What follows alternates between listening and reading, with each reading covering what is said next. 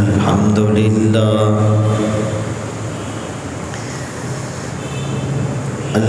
لله وكفى والصلاة والسلام على من لا نبي بعده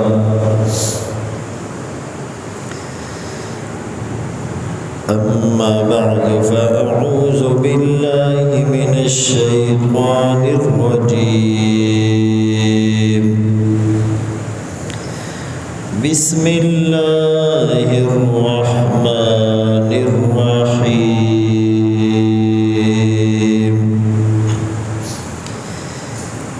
واتخذوا من مقام إبراهيم مصلى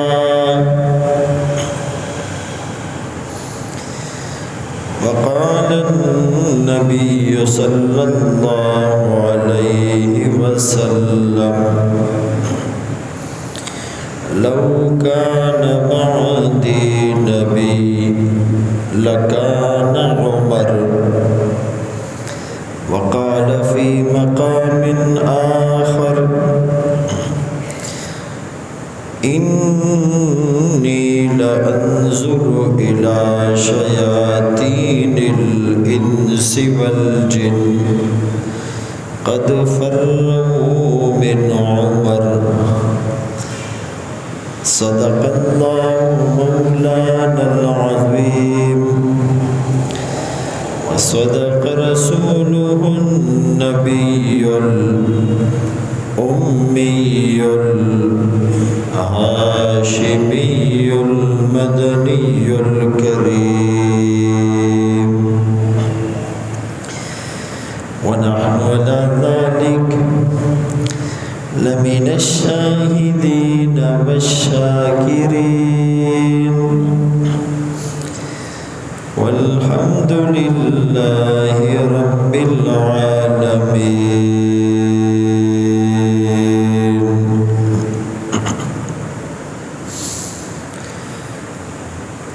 کس نے ذروں کو اٹھایا اور صحرا کر دیا، کس نے قطروں کو ملایا اور دریا کر دیا، زندہ ہو جاتے ہیں جو مرتے ہیں ان کے نام پر،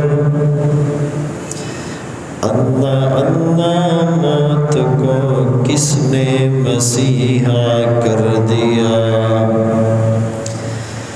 کس کی حکمت نے یتیموں کو کیا در یتیم،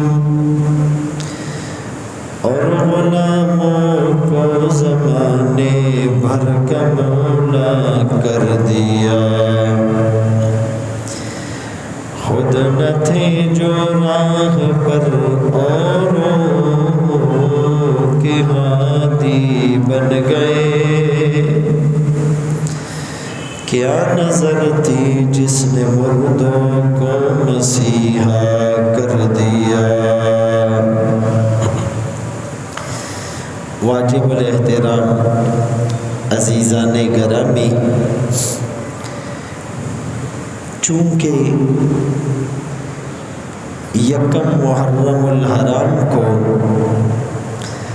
خلیفہ ثانی سسر رسول امیر المومنین عمر ابن خطاب رضی اللہ تعالیٰ عنہ کی شہادت کا دن ہے۔ 26 یا 27 ذی الحجہ کو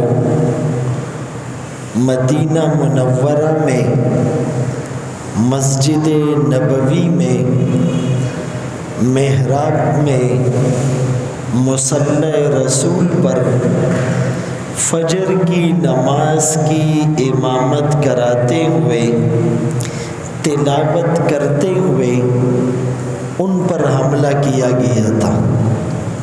اسی مناسبت سے فاروق اعظم رضی اللہ تعالیٰ عنہ کے فضائل اور مناقب پر کچھ گزارشات کرنا چاہوں گا۔ ان کا نام عمر، لقب فاروق۔ فاروق کا مطلب الفارق بین الحق والباطل، حق اور باطل میں فرق کرنے والا۔ کنیت ابو حفص، نویں پشت میں رسول اللہ صلی اللہ علیہ وسلم سے ان کا نسب ملتا ہے۔ واقعہ فیل کے 13 سال بعد ان کی ولادت ہوئی۔ نبوت کے 6 سال اسلام قبول کیا۔ 10 سال 6 ماہ 10 دن خلیفہ رہے۔ 136 علاقے فتح کر کے سلطنت اسلامیہ میں شامل کیے۔ 900 جامع مساجد بنائی، 4000 چھوٹی مسجدیں بنائی، قاضی مقرر کیے، کیسر و کسریٰ کی حکومتوں کو ختم کر کے ملیا میٹ کیا۔ قرآن کریم کی 27 آیات ایسی ہے جو حضرت عمر رضی اللہ تعالیٰ عنہ کی رائے کے موافق نازل ہوئی۔ شاہ ولی اللہ رحمۃ اللہ علیہ نے لکھا ہے کہ عمر کی زبان سے بات نکلی اور رب نے قرآن بنا کر نازل کر دیا۔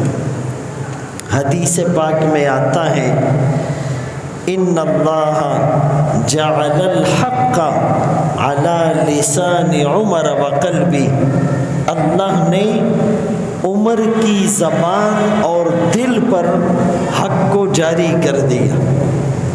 یہ جو آیت میں نے آپ کے سامنے تلاوت کی، وَاتَّخِذُوا مِن مَّقَامِ إِبْرَاهِيمَ مُصَلًّى، رسول اللہ صلی اللہ علیہ وسلم طواف کر رہے ہیں، حضرت عمر رضی اللہ عنہ بھی ساتھ ہیں۔ مقام ابراہیم کے قریب پہنچے، حضرت عمر رضی اللہ تعالیٰ عنہ فرمانے لگے، آقا میرا جی یہ چاہتا ہے کہ میں یہاں پر 2 رکعت نفل ادا کروں۔ آقا نے فرمایا، عمر اللہ کی طرف سے ابھی حکم نہیں آیا، اجازت نہیں ملی۔ یہ گفتگو، یہ مکالمہ، یہ بات چیت، یہ گفت و شنید ہو رہی تھی۔ جبرائیل امین وحی لے کر آئے، وَاتَّخِذُوا مِن مَّقَامِ إِبْرَاهِيمَ مُصَلًّى، کہ جہاں مقام ابراہیم ہے، طواف کے بعد یہاں پر 2 رکعت نفل تم نے ادا کرنے۔ پردے کا حکم ان کی چاہت پر نازل ہوا۔ بدر کی قیدیوں سے متعلق ان کی رائے پر آیات نازل ہوئی۔ منافقین کا جنازہ نہ پڑھانے پر حضرت عمر رضی اللہ عنہ کی تائید کی گئی۔ مقام اتنا اونچا ہے کہ آقا صدیق اکبر، فاروق اعظم، عثمان ذو النورین احد پہاڑ پر کھڑے ہوئے ہیں۔ زلزلہ آیا، احد پہاڑ ہلنے لگا۔ میرے آقا نے فرمایا، اثبت احد، رک جا، ٹھہر جا، قرار پکڑ، تیرے اوپر ایک نبی ہے، ایک صدیق ہے اور 2 شہید ہیں۔ گویا حضرت عمر رضی اللہ تعالیٰ عنہ کی شہادت کی پیشن گوئی رسول اللہ صلی اللہ علیہ وسلم پہلے سے فرما چکے ہیں۔ عبداللہ ابن عمر رضی اللہ عنہما فرماتے ہیں لا نعدل بأبی بکر احدا ثم عمر ثم عثمان، ہم ابو بکر کے برابر کسی کو نہیں سمجھتے تھے، ابو بکر کے بعد عمر کے لیول کا کوئی نہیں تھا، عمر کے بعد حضرت عثمان کا مقام اور ان کا مرتبہ ہی الگ تھا۔ حضرت علی رضی اللہ تعالیٰ عنہ فرماتے تھے خیر الناس بعد ابی بکر عمر، کہ ابو بکر کے بعد لوگوں میں سب سے بہترین حضرت عمر ہیں۔ سعید بن زید رضی اللہ تعالیٰ عنہ روایت کرتے ہیں، جس کو عشرہ مبشرہ والی روایت کہا جاتا ہے، النبی فی الجنہ و ابو بکر فی الجنہ و عمر فی الجنہ، یوں تو سارے ہی صحابہ جنتی ہیں، کل وعد اللہ الحسنہ، یوں تو سارے ہی صحابہ چمکتے ستارے ہیں، اصحابی کن نجوم، یوں تو سارے ہی صحابہ وہ سبقت لے جانے والے ہیں،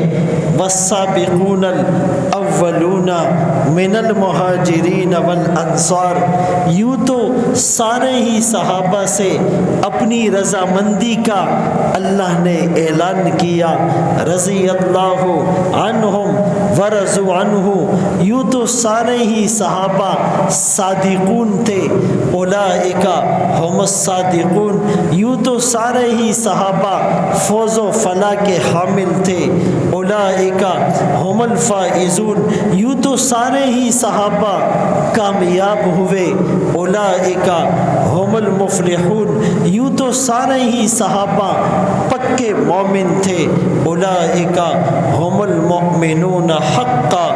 لیکن کچھ صحابہ کے نام لے کر آقا نے ان کے فضائل، ان کے مناقب، ان کی صفات، ان کے کمالات یہ بتلائے ہیں، تو حضرت عمر رضی اللہ تعالیٰ عنہ بھی ان خوش قسمت لوگوں میں سے تھے۔ آقا کا فرمان ہے ابو بکر اور عمر کے بارے میں، سیدہ کہول اہل الجنہ، یہ جنت کے بڑی عمر کے لوگوں کے سردار ہوں گے۔ رسول اللہ صلی اللہ علیہ وسلم کو معراج میں جنت کی سیر کرائی گئی، ایک محل کو دیکھا، آنکھیں خیرہ ہو گئی، بہت بہترین اور دلکش اور جاذب نظر تھا۔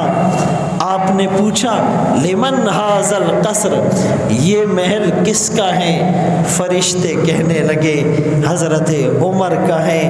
اشدہم فی امر اللہ عمر، اللہ کے دین میں، اللہ کے معاملے میں سب سے زیادہ سخت اور استقامت کا پہاڑ حضرت عمر تھے۔ ایک دفعہ آقا نے صحابہ کرام کو جمع کیا اور سب اپنے خواب بتانے لگے، اللہ اکبر کبیرہ، فرمایا اس خواب میں یہ دیکھا کہ آقا نے دودھ پیا اور دودھ پینے کے بعد اپنا جو بقیہ تھا وہ حضرت عمر کو دیا رضی اللہ عنہ۔ اس خواب کی تعبیر علم سے آپ نے کی کہ دودھ خواب میں دیکھنا علم کی دلیل ہے۔ آقا علم سے سیراب تھے، لیکن آقا نے اپنے علم کا وافر حصہ حضرت عمر رضی اللہ عنہ کو دیا۔ ایک دفعہ خواب میں دیکھا لمبی قمیص ہے اور زمین پر گھسیٹتے ہوئے جا رہے ہیں، فرمایا عمر دین پر چلنے میں اتنا زیادہ ہے کہ اس کا دین گویا کہ قمیص کی صورت میں اس کے ساتھ جا رہا ہے۔ اسی عمر رضی اللہ عنہ کے بارے میں آقا نے فرمایا تھا ان الشیطان لیخاف منک یا عمر، عمر تجھ سے شیطان بھاگ جاتا ہے۔ حضرت عمر سے انسانوں کا شیطان بھی بھاگتا ہے، جنات کا شیطان بھی بھاگتا ہے۔ حدیث میں اس کی صراحت ہے، آقا نے فرمایا انی لانظر الی شیاطین الانس والجن قد فروا من عمر، میں اپنی آنکھوں سے دیکھ رہا ہوں انسانوں کے شیطان بھی عمر سے بھاگ رہے ہیں، جنات کے سرکش بھی عمر کا نام سن کر بھاگ رہے ہیں۔ اسی لیے عبداللہ ابن مسعود رضی اللہ عنہ فرماتے ہیں ما زلنا اعزتا منذ اسلم عمر، جب سے عمر اسلام میں آیا ہم نے عزت کے ساتھ جرت کے ساتھ اسلام پر عمل کیا تھا۔ عمر کے اسلام لانے سے اسلام کو عمر ملی ہے۔ سب سے پہلے وحدانیت کا نعرہ اگر بیت اللہ میں علل اعلان لگا عمر نے لگایا، سب سے پہلے کھل کر سر عام جس نے ہجرت کی وہ حضرت عمر نے کی، سب سے پہلے اپنے اسلام کا برملا اعلان کسی نے کیا تو وہ حضرت عمر تھے۔ فرمایا جب مسلمان ہوئے تو پوچھا مکے میں سب سے زیادہ ڈنڈورچی پروپیگنڈا کرنے والا ادھر ادھر کی باتیں پھیلانے والا کون ہے؟ کہا جی فنا آدمی ہے۔ آپ اس کے پاس گئے اور کہا کہ سن، اور لوگوں کو سنا عمر اسلام لا چکا ہے۔ وہ فوراً بیت اللہ میں گیا، سارے بڑے بڑے مشرکین رؤسا سرداران وہ جمع ہیں، کہا تمہیں پتہ ہے عمر بے دین ہو گیا؟ عمر فوراً پیچھے سے آئے، کہا بے دین نہیں ہوا، محمد الرسول اللہ کے دین میں شامل ہو چکا ہے۔ کفار نے شور شرابہ کیا، حضرت عمر نے کہا تم کچھ بھی نہیں کر سکتے، جس دن ہم 300 ہو جائیں گے تو پھر ہمارے سامنے کوئی کھڑے ہونے کی جرت نہیں کرے گا۔ اسی حضرت عمر کو یہ فضیلت حاصل ہے کہ جب مشرکین نے بہت زیادہ ستایا، مصائب اور آلام کے پہاڑ توڑے، بہت زیادہ تکلیفیں اور مصیبتیں صحابہ کو جھیلنی پڑی، تو اس موقع پر آقا نے پوچھا، اور آقا کو نظر آ رہا تھا کہ 2 لوگ ایسے ہیں کہ جن کا ڈنکا پورے مکے میں بج رہا ہے، جن کے سامنے کوئی کھڑے ہونے کی جرت نہیں کر سکتا۔ ایک ابو جہل ہے، ایک عمر بن خطاب ہے۔ میرے آقا نے رات کے اندھیرے میں خالق کی طرف ہاتھ پھیلا کر دعا مانگی، اے اللہ ان 2 میں سے جو تجھے زیادہ محبوب ہے، جو تجھے زیادہ پسندیدہ ہے، اس کو اسلام کی دولت عطا کر۔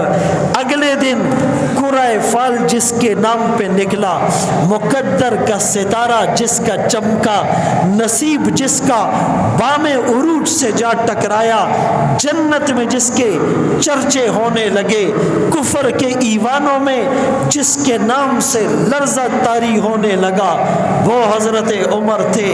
راستے سے گزر رہے ہیں، تلوار ہاتھ میں ہے، ننگی تلوار ہاتھ میں ہے، غصے میں بپرے ہوئے ہیں، نعوذ باللہ آج چراغ نبوت کو گل کر کے ہی دم لوں گا۔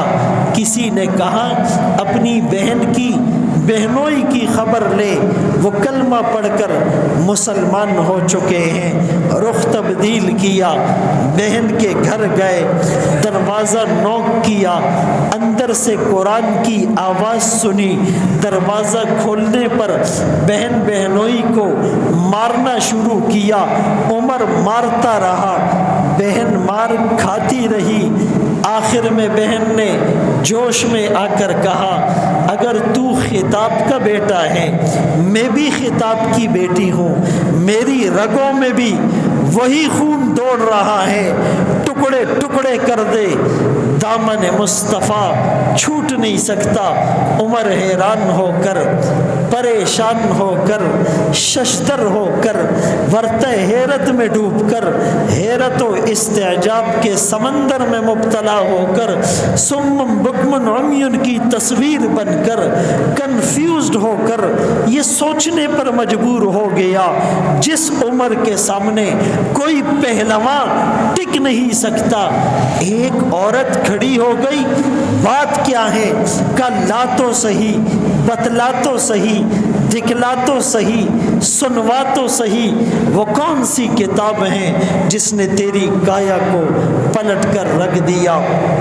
قرآن کھلتا ہے، طٰہٰ ما انزلنا علیک القرآن لتشقی الا تذکرۃ لمن یخشی تنزیلا ممن خلق الارض والسماوات العلی الرحمن علی العرش استوی لہ ما فی السماوات وما فی الارض وما بینہما وما تحت الثری وان تجہر بالقول فانہ یعلم السر واخفی اللہ لا الہ الا ہو لہ الاسماء الحسنی۔ عمر قرآن سنتا چلا گیا، دل پگھلتا چلا گیا، دل موم ہوتا چلا گیا، دل نرم ہوتا چلا گیا، دل پر رقت طاری ہوتی چلی گئی، دل لرزہ براندام ہوتا چلا گیا، دل منور اور روشن ہوتا چلا گیا، دل کی تاریکی چھٹنے لگی، دل کے اندر انقلاب آ گیا، دل کی کایا پلٹ گئی، دل تبدیل ہو گیا، دل زندہ ہو گیا۔ کہ مجھے محمد الرسول اللہ کے قدموں میں لے چلو۔ کلمہ پڑھ کر مسلمان ہوئے، تھوڑی دیر بعد نماز کا وقت ہوا ہوگا، بلال اذان کے لیے کھڑا ہوا ہوگا، عمر نے پوچھا ہوگا یہ کیا کرنے لگا؟ جواب ملا ہوگا آذان ہے۔ عمر نے پوچھا ہوگا آذان کیا ہے؟ جواب ملا ہوگا نماز کی دعوت۔ عمر نے پوچھا ہوگا نماز کیا ہے؟ جواب ملا ہوگا اس کی بندگی۔ عمر نے پوچھا ہوگا بندگی اس گھر والے کی چھپ کر کیوں؟ جواب ملا ہوگا کافر نہیں چھوڑتے۔ عمر نے کہا عمر کلمہ پڑھ لے، وحدانیت کا نعرہ چھپ کر ہو نہیں سکتا۔ عمر تلوار لے کر آگے بڑھتا ہے، محمد الرسول اللہ اور صحابہ پیچھے چلتے ہیں۔ کفار کے جمگٹوں میں جا کر جھنڈا لہرانے والا، تلوار لہرانے والا عمر تھا۔ آج عمر نے کلمہ پڑھ لیا ہے، آج وحدانیت کا نعرہ، آج ربوبیت کا نعرہ سب کے سامنے ہوگا۔ جس نے بیوی کو بیوہ کرانا ہے، جس نے بچوں کو یتیم بنانا ہے، جس نے ماں باپ کو بے سہارا بنانا ہے، جس نے اپنے ہاتھ پاؤں توڑوانے ہیں، آئے آج وہ عمر کا راستہ روک کر دکھائے۔ یہ انقلاب قرآن سے آیا تھا، اور اسلام کا جو رنگ بدلا تھا وہ عمر کے اسلام لانے سے بدلا تھا۔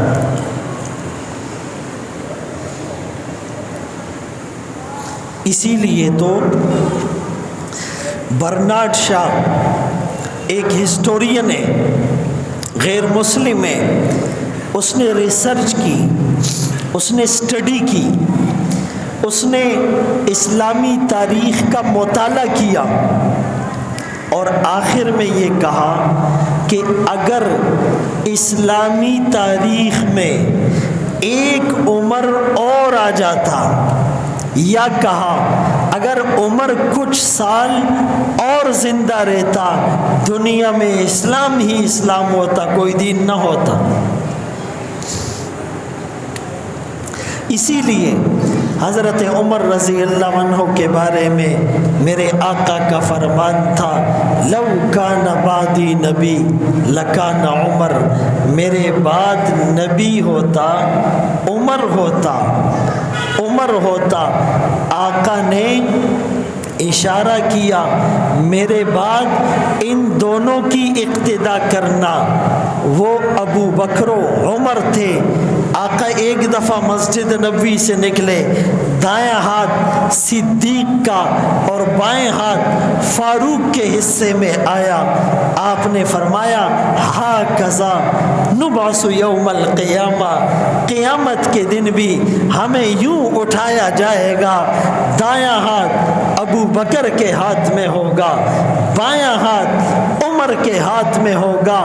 ہر نبی کے 2 وزیر آسمانوں میں، 2 وزیر زمین میں ہوتے ہیں۔ میرے آسمانوں کے وزیر جبرائیل اور میکائیل ہیں، میرے زمین کے وزیر ابو بکر و عمر ہیں۔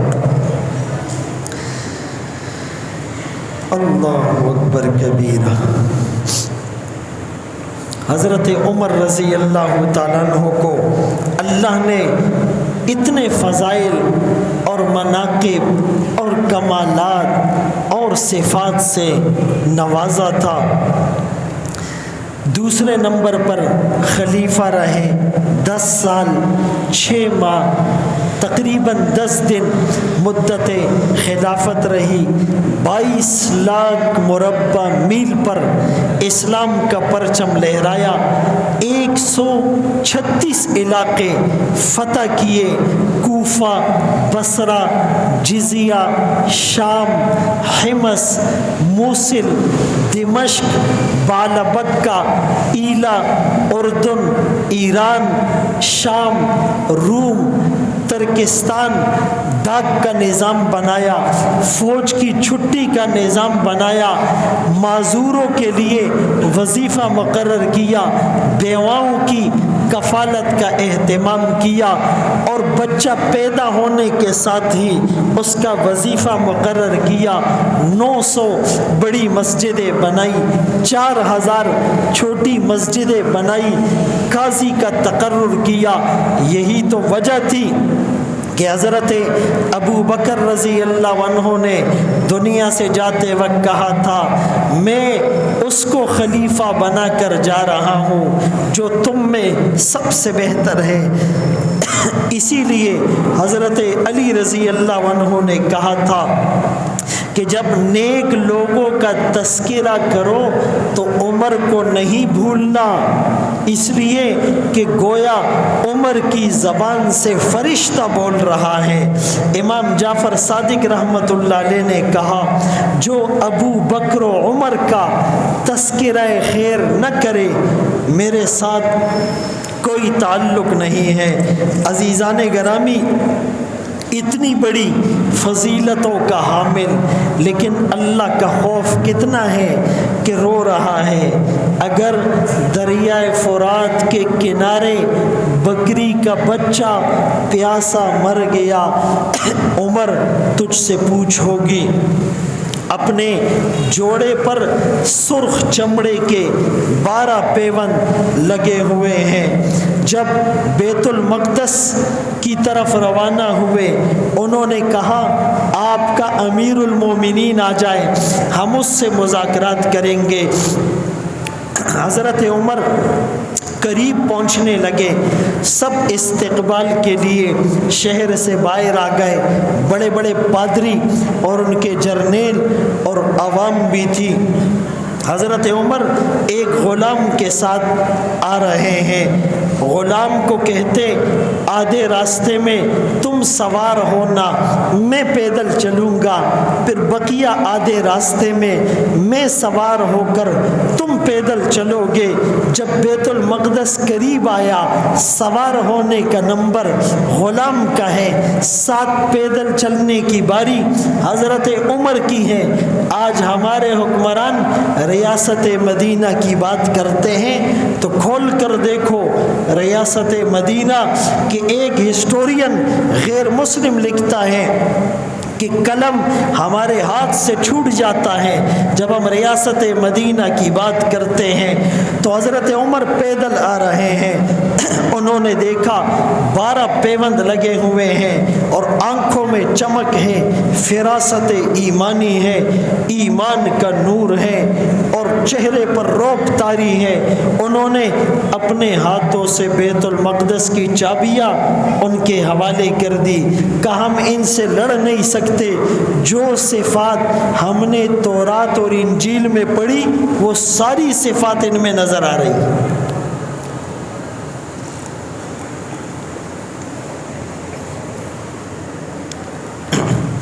ایک دفعہ ان کے دور خلافت میں قحط سالی آ گئی، عام اور رمادہ ریت کا طوفان آ گیا، سب پریشان ہیں، اموات بھی ہو رہی ہے، فاقہ بھی ہے، بیماریاں بھی ہیں۔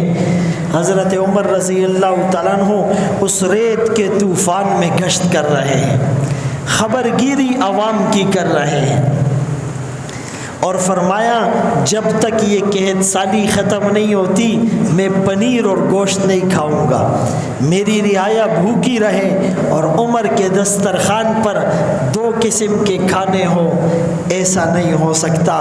عراق سے ایک وفد ملنے کے لیے آیا، امیر المومنین تمہارا خلیفہ کہاں ہے؟ کہا جی وہ بیت المال کے اونٹوں میں ہے۔ کیا کر رہا ہے؟ کہ اونٹوں کو تیل لگا رہا ہے۔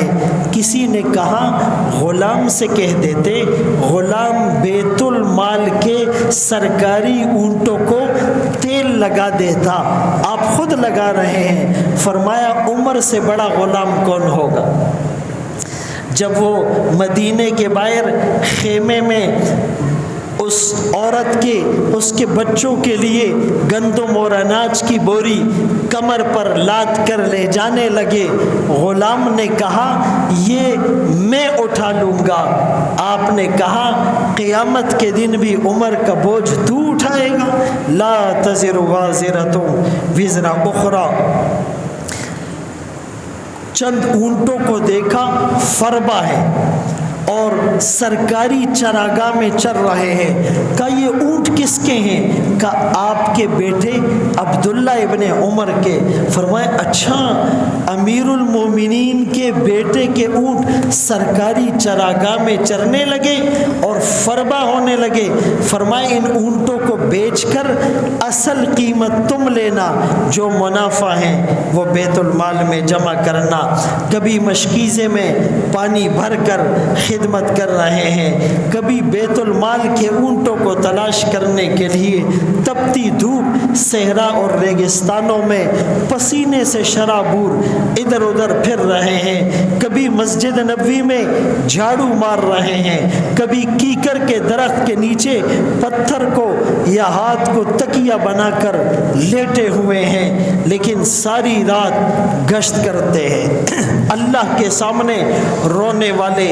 ایک دفعہ اپنے خچر پر سوار ہو کر رات کو بیس بدل کر گشت کر رہے ہیں، ایک گھر سے قرآن کی آواز سنائی دی، غالباً ان عذاب ربک لواقع ما لہ من دافع، قسم ہے طور پہاڑ کی، قسم ہے لکھی ہوئی کتاب کی، قسم ہے پھیلے ہوئے صحائف کی، قسم ہے بھڑکتے ہوئے سمندر کی، قسم ہے بیت المعمور کی، تیرے رب کا عذاب واقع ہو کر رہے گا، دنیا کی کوئی طاقت اسے نہیں ٹال سکتی۔ اس آیت کو سنتے رہے، روتے رہے، خچر سے اتر گئے، دیوار سے ٹیک لگا کر روتے رہے، گریہ طاری ہو گیا، لوگ گھر لے گئے، بستر پہ پڑ گئے، اس ایک آیت نے دل کو چیر کر رکھ دیا۔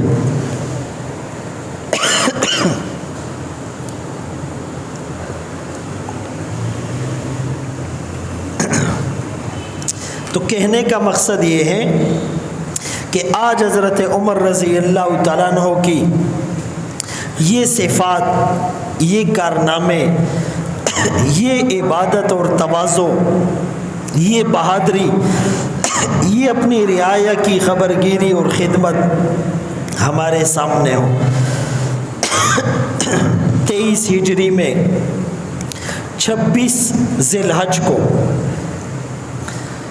ایک ایرانی بدبخت نے جس کا نام ابو لؤلؤ فیروز تھا، ایرانی شہزادے ہرمزان کے کہنے پر فجر کی نماز میں زہر آلود خنجر سے حملہ کیا، اور 2-3 دن بعد یکم محرم الحرام کو شہادت کا تاج سر پر سجائے ہوئے خالق حقیقی سے جا ملے۔ حضرت عمر رضی اللہ تعالیٰ عنہ نے اللہ کو راضی کیا تھا تو اللہ نے قدردانی کی۔ کیسے کہ حضرت عمر رضی اللہ تعالیٰ عنہ نے دعا مانگی تھی، اے اللہ مجھے اپنے نبی کے شہر میں موت دینا، شہادت دینا، شہادت دے وہ بھی اپنے نبی کے شہر میں۔ ایک تو شہادت ہو اور پھر نبی کے شہر میں ہو۔ شہید بھی جنت میں جاتا ہے ڈائریکٹ، اور مدینے میں وفات پانے والا بھی جنتی ہوتا ہے۔ یہ 2 دعائیں مانگی، اللہ نے دعائیں قبول کی، قدردانی بھی کی، جو مانگا وہ بھی دیا، جو نہیں مانگا اللہ نے وہ بھی دیا۔ جب شہید ہوئے تو مدینے میں ہوئے، پھر مدینے میں مسجد نبوی میں ہوئے، پھر مسجد نبوی میں محراب کے اندر ہوئے، پھر محراب میں مصلی رسول پر ہوئے، پھر مصلی رسول پر امامت کرتے ہوئے نماز پڑھاتے ہوئے تلاوت کراتے ہوئے اللہ نے شہادت عطا کی۔ یہ ساری سعادتیں یہ بزور بازو کسی کو نصیب نہیں ہو سکتی، این سعادت بزور بازو نیست۔ صہیب رومی رضی اللہ عنہ نے آپ کا جنازہ پڑھایا تھا۔ حضرت عمر رضی اللہ تعالیٰ عنہ کی شہادت یکم محرم الحرام کو ہے، اور محرم اسلامی سال کا پہلا مہینہ ہے، گویا کہ اسلامی سال کا پہلا مہینہ، پہلے مہینے کا پہلا دن، اور پہلے دن کی پہلی نماز، اور پہلی نماز پہلی اس دن کی گھڑی میں آپ کی شہادت یہ درس دیتی ہے کہ اسلام میں شہادتوں کی ایک لمبی داستان ہے۔ گزشتہ جمعے ہم نے عثمان ابن عفان رضی اللہ عنہ کی شہادت پر بات کی تھی۔ وہ ذی الحجہ آخری مہینہ تھا، یہ محرم پہلا مہینہ ہے۔ جب تم اسلام پر چلو گے تو پھر حالات آئیں گے، مصائب کا سامنا کرنا پڑے گا، شہادتوں کے لیے اپنے آپ کو تیار رکھنا پڑے گا۔ کبھی جان کی شہادت، کبھی اولاد کی قربانی، کبھی مال کی قربانی، کبھی خواہشات کی قربانی، کبھی رشتہ داروں کی قربانی، کبھی دوستوں کی قربانی دینی پڑے گی، تب اللہ راضی ہوگا۔ آرزوئے خون ہو یا حسرت پامال، اب تو اس دل کو تیرے قابل بنانا ہے مجھے۔ اللہ ہم سب کو ان باتوں پر عمل کی توفیق نصیب فرمائے۔